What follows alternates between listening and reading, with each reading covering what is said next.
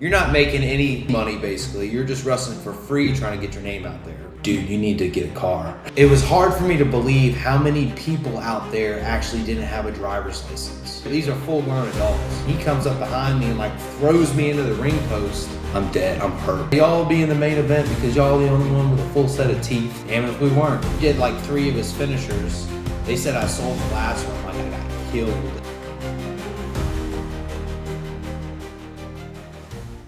Welcome to the Mongoose Mindset Podcast. My name is Luke McLeod. I will be your host for today, like always. One thing I wanted to bring up at the beginning of this episode is I'm going to try to talk a little slower because in these past episodes, I feel like I start stuttering a lot the faster I talk. So I'm going to try to be better with that today. So today the topic is going to be my pro wrestling journey after I graduated high school. So last episode we talked about me starting to lift weights in high school and all the other extracurricular activities I did in high school. And then after I graduated, 2 weeks after I graduated, I moved out to Louisville, Kentucky, where I started to train to become a professional wrestler. And I'm just going to say professional wrestling is probably one of the hardest things in the world that you can do. This is because when you're starting out and you're an independent wrestler, you're not making any money basically. You're just wrestling for free trying to get your name out there. So you're not making any money on the wrestling side of things. So you have to have a job outside of that. And most of the time, you have to find a job that works with your wrestling schedule. So it might not be a full-time job, or if it is, you have to work crazy hours to account for all your matches and stuff during the week and all your training. Because not only do you have to work, you have to go wrestle these matches. You got to go to the gym to stay in shape so you're able to perform in those matches. And then you also have to go to wrestling training so you can continue to get better at the craft that you're doing. So there's a lot of aspects that go into it because you have to look good, you got to be able to perform well, and you got to be able to market yourself to an audience to want to come see you. But so going back to when I first moved out there, I lived in a studio apartment. And this studio apartment was $800 to $900 a month. That was the cheapest one that I could find out there that wasn't in a shithole, basically. But it was just me. I brought one cat with me from home. That cat's name is Mama, Mama Cat. She gave birth to kittens at our house, and we just called her Mama Cat. And she's always lived in the house for a long time. She was a stray cat, but... So I moved out there. I didn't have a job at the time, and I was putting in applications on Indeed, all these job boards online to try to get a job. I was just doing random stuff too. I wasn't doing McDonald's or anything, but I was just doing stores or whatever. And finally, one called me back, but we'll get to that later. I started training, I think maybe 1 or 2 weeks after I'd got out there. I was going every Thursday and helping out on the shows that they had and all the house shows that they had on the weekends. Actually, my first house show I helped on, I wasn't in training, I wasn't training yet. I rode out there in their ring truck because we took the ring with us and set it up and everything. And the first person, the guy who I was riding beside was Jesse Otters. And he was one of the people on Big Brother. He's a big, celebrity in that sense. He was on the TV show Big Brother. But that was pretty cool to sit beside him. And he was jacked and muscular and everything. So he kind of had, at times, I feel like he kind of had an ego. But you got to think, he's been to the top, been on these big celebrity shows. So he obviously has a reputation and probably should have an ego compared to some other people. But so after that first house show, I started training that week, the actual wrestling training. And my first trainer was Cash Flow. he was an independent professional wrestler for years, and they actually did a show called Wrestlers on Netflix, and he was like one of the main characters in that show, and he actually got he got a call from Sylvester Stallone wanting him to be in the Tulsa King show as his bodyguard named Bigfoot. So he's actually been in multiple seasons of that, which is really cool. But he first started out training us. He was our main trainer for the wrestling class. He also was like our fitness trainer. He taught us like nutrition and fitness and just got us to do a bunch of exercises and stuff, which I already knew a lot about because, you know, I've been doing, you know, fitness for years already before this. It was mainly just like condition. Like we'd run around the ring. Like at the end of the first semester, we would have had a test to do where we had to run a mile, but it was a mile around the ring. And I think he said it was like 52 laps around the ring was a mile. I was for sure the one who was the best in shape because I could run the whole time. I could run the whole mile, like even initially. Everybody else, they were struggling. And like push-ups, sit-ups, and pull-ups. Like everybody else kind of struggled. The only thing I really struggled with, which I've always struggled on, is pull-ups. And the thing with that at the end of the semester, because he made us do, I think we had to do 100 push-ups in 2 or 3 minutes, 100 sit-ups in 2 or 3 minutes. We had to improve on our pull-ups, and then we had to run the mile around the ring in 52 laps in, I think, like 10 minutes. But I passed all of those, which is good. I think I was the only one in the class that passed all the fitness tests. And at the time, too, I was doing a VO2 program because I wanted to do a VO2 program to lose some fat, you know, to kind of like get more aesthetically lean while I was out there. But that was just draining me into the ground. I was, you know, doing the zone 4, which is like all out intensity, and then doing the zone 1 and 2 at like 90 minutes. And that was just like with all the other work that I was doing and the training, I was just wore out, man.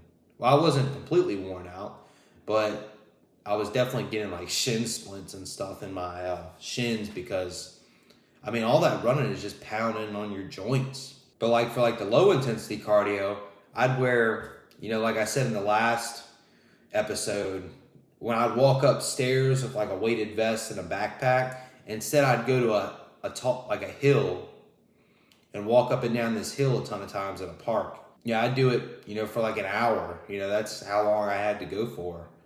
And I'd just go up and down the same path. And it got to the point to where I was doing it so much that it left like a trail, like I was killing the grass where I was walking at. It looked like a deer, like, you know how deer have path that you can tell they've been walking, the grass dies or whatever. That's what it looked like. People would walk by and they could tell, you know, I was crazy. I still am crazy. I think I've said that before. And at the time I was unemployed, so I was doing all that cardio. And before I did that cardio, I'd go to the gym and train at the gym in the morning, do that cardio, then go to training in the afternoon. And so one day, after I'd done my training and after I'd done my walk, I was driving back to the apartment and I got a call. And it was the manager at one of the local Petco stores. And she said, yeah, you can come in for an interview and we can see if you want to do this job and see if you're a good fit. So I went in for the interview. It went really well. They were very flexible with scheduling because I was, you know, part-time, but I know I was working over 25, maybe 30 hours a week still. Or I couldn't work over 30 hours a week because I was part-time, because I needed that flexible schedule. Most days I got there at 8 and then I left sometime in the early afternoon. So I'd go to the gym, and then after the gym I'd go straight to training. Then after training I'd go home, which that would be anywhere from 8, 9, 10 o'clock at night I'd get home. So you never knew when you were getting home, depending on what classes you had and everything. And so the classes that I had, you know, I had the wrestling training class with cash flow. I had the nutrition and training class with cash flow. And then I also had a history and etiquette class with Al Snow, he was the head trainer too, but he taught like the history and etiquette class and taught us like the history of professional wrestling, and we had to do like reports on like different promotions back in the day and who was the first promotion, what were these like different types of wrestlers and what was their importance in the wrestling history. And that was very interesting and very different style of class, and I enjoyed it. I enjoyed hearing his expertise and stuff like that. He's got a great mind for professional wrestling. So at the end of the first semester, you test on the wrestling aspect of it, because we were just learning mat wrestling. We weren't doing any moves or anything like that. We were just taking bumps and like learning, mat wrestling, like physical, basically like amateur wrestling, basically. And so we got in the ring, and the first time we did it, I don't know if Al was in a bad mood that day or what, but I mean, it was bad. Like he started, yelling and screaming at us, saying like, "What the hell are y'all doing? This is not what it should be, and all that, this and that." And so he said, "Y'all are gonna retest in a few days." So we came back, retested. We kind of knew what we needed to do then. We needed to be more aggressive and act like it was the actual real wrestling match, which any wrestling match should act like it's a real wrestling match, because you're trying to entertain people by physically doing harm to somebody else, basically. But we all passed that, went on to the next class. Tony Gunn as our head trainer, and he was, I think his name's like the Arkansas Roughneck, kind of like a country style guy. But he was really cool. I liked Tony. And we learned like running the ropes, different types of moves for wrestling, because at the end of it, we would put together a match, basically doing kind of the formula that he taught us, the basic formula that they usually teach everybody. Now, honestly, I've probably forgot that basic formula. I know it's like shine the baby face all in, a comeback and all that stuff. I don't remember the specific order, but we trained through that, and we were starting to develop like small character things, but we didn't incorporate the character stuff at the end on the test. But we were doing that in the class. We were kind of thinking about our characters, and he said I looked a lot like Bob Backlund from back in the day. So he went like, just like my facial features, he said, go watch Bob Backlund and try to kind of imitate what he did. So I did, and I was doing some of the stuff that he said and did, and everybody was just getting a kick out of it, because they went like, man, you look like exactly like him. And especially when like my eyes go crazy like this, they said I just looked crazy like Bob Backlund when he was Mr. Backlund. So I kept with that. I started doing, just things that Bob Backlund used to do, and people loved it because they just thought it was hilarious. And I enjoyed it too, because Bob Backlund, he was like he preached like being good and ethical and doing the right things, like, eating healthy and exercising and, treating people the way that they should. I believed all those principles too, so it kind of fit perfect for me. So we tested at the end of the semester. I passed that. There was a few others I think two of them didn't. The ones in my group, and they had to kind of retake Tony's class, which everybody learns at a different pace. And it wasn't like they were doing horrible, but they just needed some things they needed to improve on to be able to go to the next class. But me and two others went on to the next class. We started practicing that and everything, and doing our character work, and like incorporating more character work and learning our characters and what moves we need to do for our specific characters, and incorporate that in our wrestling match. And that was with Doug Basham. Doug Basham taught that advanced class. And I really liked Doug. He was a good mentor and a good teacher, and just a really good guy overall. I helped him, a few things outside of there with like helping him move stuff out of his apartment to a different apartment and stuff like that. So he was just a really good guy and just really down to earth. But we went through that class, and after we got out of that class, that's when we started being incorporated on like the shows and everything. And after we graduated that third class, we could then go to his advanced training class, where like the people on the OVW roster go to and train So that was kind of fun to be able to interact with them as well. So after the three of us graduated that class and we were able to do that, the two others, they kind of formed like a tag team because they were really, really close friends. They were, riding together and everything to shows. They were able to do matches on the show before I was, which I wasn't like jealous or anything about that because they were getting an opportunity and I respected them. They were Will and Troy. They're still doing really good. I know they're still on the show and they're still doing their tag team thing, and it's pretty cool what they're doing. So I wasn't jealous about that they had an opportunity before me, but I definitely wanted to start wrestling as well. So one day I got there before a Thursday show, and I dressed up in my Bob Backlund suit, the white with the red suspenders and red bow tie. And I went up to Al and cut like a promo on him and said, I'm going to be the OVW National Heavyweight Champion someday.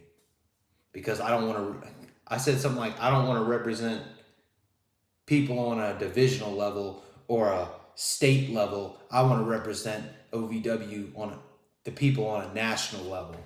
And so I did that. I don't think I think I might have got a dark match that day when I did that.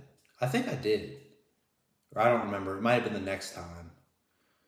But I did that dark match. I mean, everybody loved it. And then I got on the main show, and I had my first feud was with my first and kind of my only feud was with Will Austin.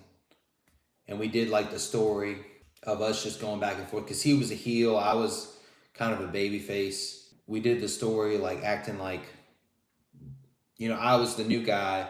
But I was getting over on Will Austin because he was being so cocky. I would just, get pins out of nowhere. Eventually, it got to the point to where I kept getting over on Will Austin, and Will Austin was out there cutting a promo on me. So I went out there and started talking back and forth, and we set up like a match later for that night in the second hour of the show for the OVW Rush Division Championship.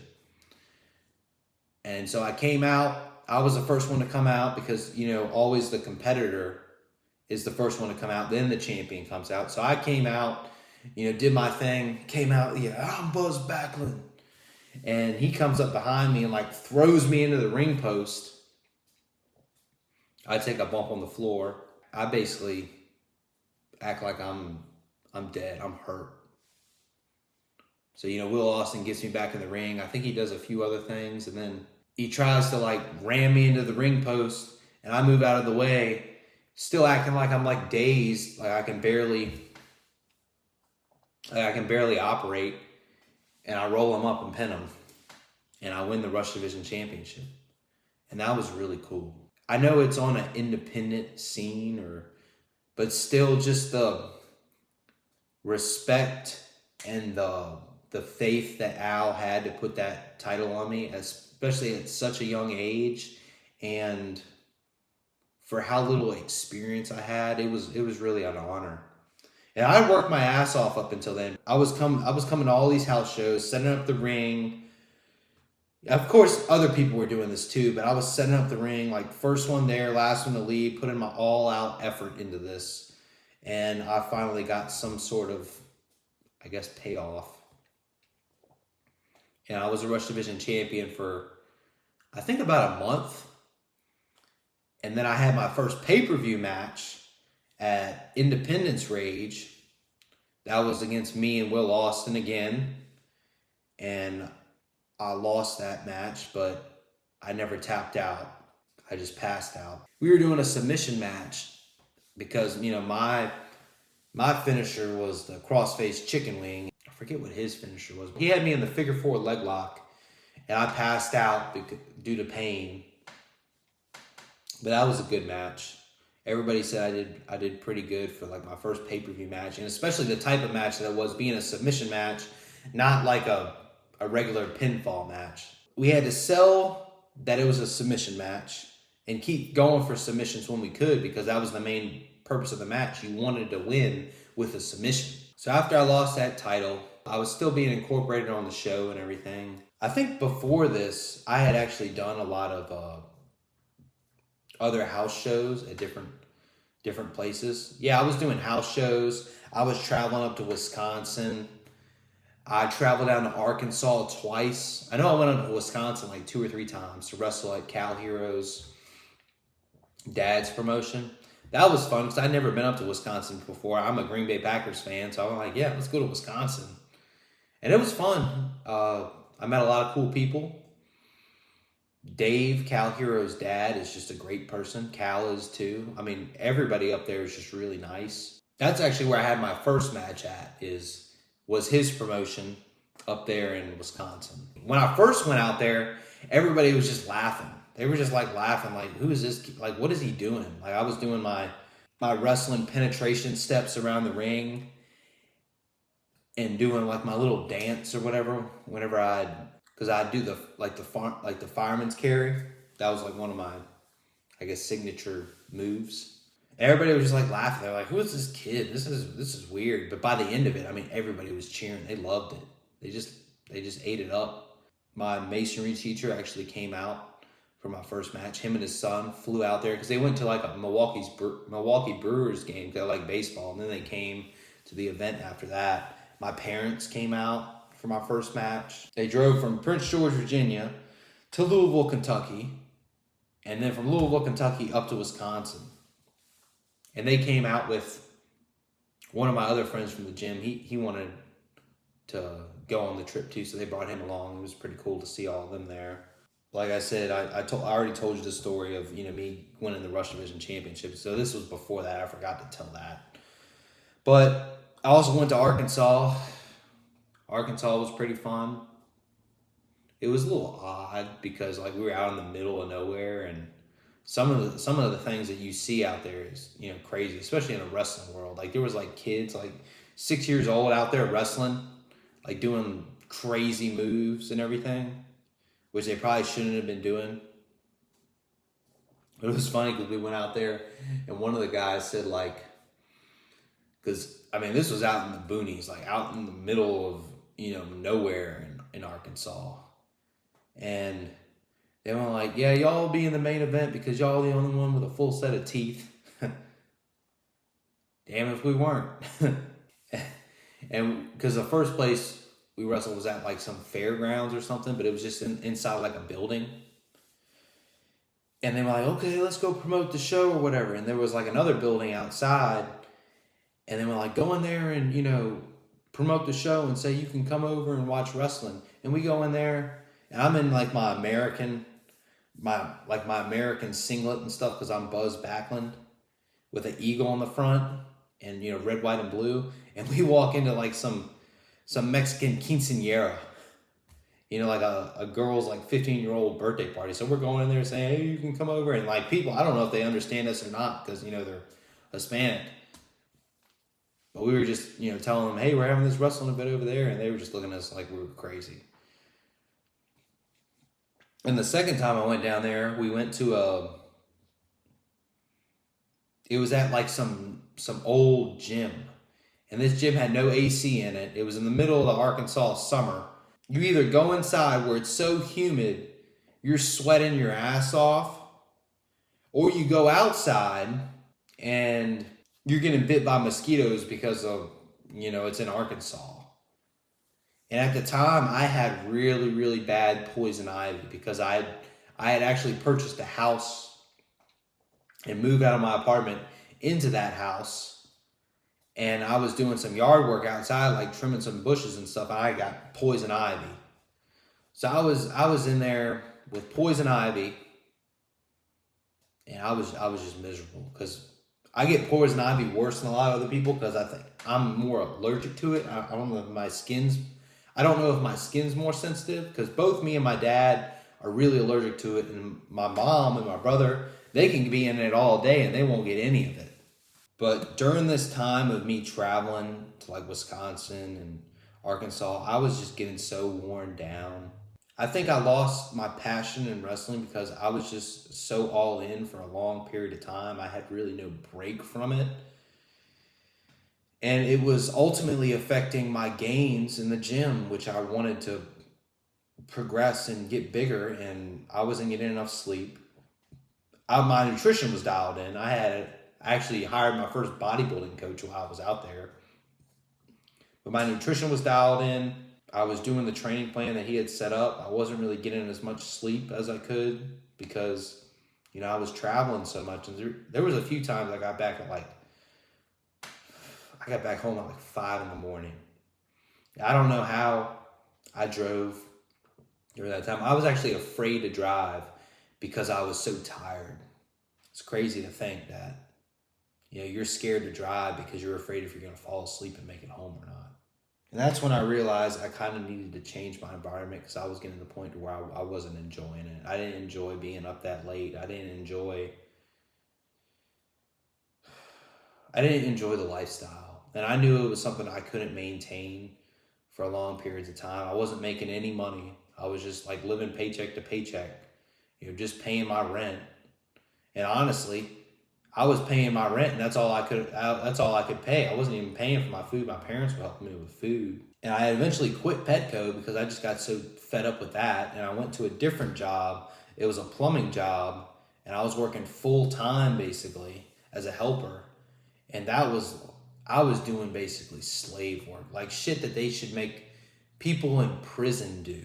And I just hated it. And at the time, I didn't know it. I had eventually got my levels tested, but I had low testosterone. I was just naturally hypogonadal. So on top of this, I was feeling like crap, doing all this work, doing all this training. And the reason why I lost my passion for it too is because I just felt like I had this level to perform to, which, everybody does. You have to go out there and, perform well. But I just had so much stress and so much anxiety that I was just not going to be able to perform. So I texted Al and I said, it was hard to do, but I texted him and I said, hey Al, I don't think this is for me. I don't think this is a lifestyle I can live for a long period of time. And I appreciate all the stuff that, you've helped me with and, giving me basically a title for a little bit, but I don't think this is right for me. And I thought he was gonna kind of be a little bit more harsher than he was, but I really respect him for being the way he was. He was like, I totally understand. Everybody is not meant for this business. And just give me till mid-September and you'll be done. And I'm like, thank you, Al. I really appreciate you, your understanding of this. And he had told us before when we were in his classes that, this business isn't for everybody. There's very few people in the world that can actually make a living off of professional wrestling. And he was right. Even me. I think I obviously could do it, but I'd have to sacrifice a lot more of things in life that I wanted. And he always said, it's not sacrifices if you actually love it. And I realized that it wasn't what I truly loved. So I told my parents, I want to move back.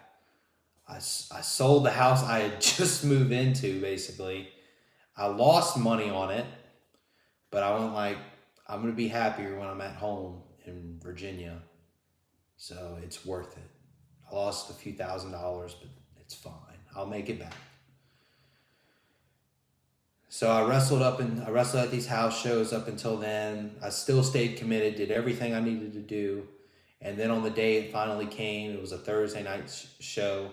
I came out there calling out the Revolution because I was mad about all the things that they were doing in OVW because they were the heel faction. And so they came out there. Doug Basham was their leader. And they kind of bullied me and beat me up.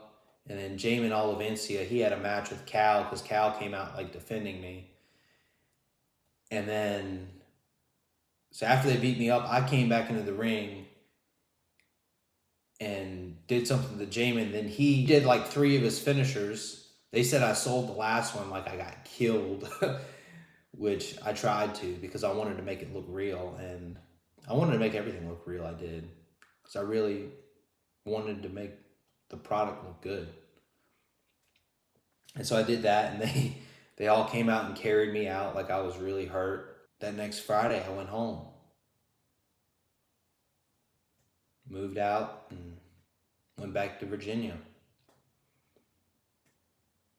And I kind of left everybody wondering like where I had went, because I never had made like a statement saying what I was doing, why I was leaving. But I guess this is my statement. If anybody from OVW, any of the fans watch this, I just wasn't meant to do it. And I was, like everybody was telling me I was doing really good, and I was obviously putting in the work and putting in the effort that needed to be done to be good at that career. But at the end of the day, it wasn't for me. I wasn't enjoying living in Louisville, Kentucky, just because it was in the city, and I hated the traffic. I respected a lot of the people there at OVW, but there were some who did take advantage of me. I'm not going to say their names, and they know who they are if they are, because people know who I respected. Like I respected like Cal, Al, Doug, and a lot of other people I really liked there, but there were the few that would take advantage of you. They'd be like, hey, can you pick me up for this and this because I don't have a car? I'm like, yeah, sure, I can do that. But then they asked you like all the time. I'm like, dude, you need to get a car or get a driver's license. It was hard for me to believe how many people out there actually didn't have a driver's license. And these are full-grown adults. It's not like they're in high school or anything. They didn't have a driver's license. If you're working towards it, I'll help you out. But if you're not working towards it, you're just doing the same thing every day and asking for rides and stuff. It's pointless for me to help, because you're not getting anywhere. You're not bettering yourself. And there was one guy who he kind of like expected me to kind of like pick him up, I feel like. And because there was one time we were going to TNA to be extras for the show, and I had to pick him up that morning, and he was like, man, can you pick me up this time? I'm like, no, I'm at the gym right now. So I'll be there when I get there. And so I get there, and he said, oh, I got to take this car to such and such. And the tire was flat. We had to pump up the tire. He took it. He was going like 45 minutes from where I needed to be, because we needed to leave like at 11. And it was already like 10:45, and we're 45 minutes away from OVW where we're meeting everybody to drive up there. Like I'm going to say, there's people who helped you, and I respected. And they would ask for favors, but they weren't taking advantage of you. They knew that you had a life outside of this, and that you had things that you needed to do. But there was others, they didn't care. They just cared about themselves, just to be honest. And so the last thing I did before I came back that kind of, I guess, sealed me leaving Kentucky. I was driving my truck behind like the trailer that my dad was pulling to take all my stuff back to Virginia. And I said, Mom, take a picture of the exit sign of us getting on to 64 East, going home. Like it just said 64 East. She went like, why? I went like, because I want to make a post and say thank you for everyone for all the things that I've done, and the help that I've received from people, and the friendships that I've had here, because I really appreciate it. And I would never go back and not do that experience again, because I learned something about myself. I learned something that I would not like to do as a career, but I enjoyed the process of going through it, because I learned a lot of great things about life and friendships, and overall just being an adult and trying to chase your dreams at something, figuring out that you don't really want those dreams, and going after the things that you really do. So that's going to be the end of today's episode. I hope you learned a lot about professional wrestling, and maybe if it's something for you. I would not regret ever doing it again, because I would have never known if I would have liked it or not if I would have never done it. And ultimately, at the end of the day, at the end of your life, you don't want those regrets of not knowing you could have tried something and you didn't. So if you like this video, If you like my story of professional wrestling, watch this video if you want to learn about how my life in high school was and how I decided that I wanted to come to Louisville, Kentucky to train to be a professional wrestler. And remember, like always, have that mongoose mindset. Act now, evolve forever. Bye.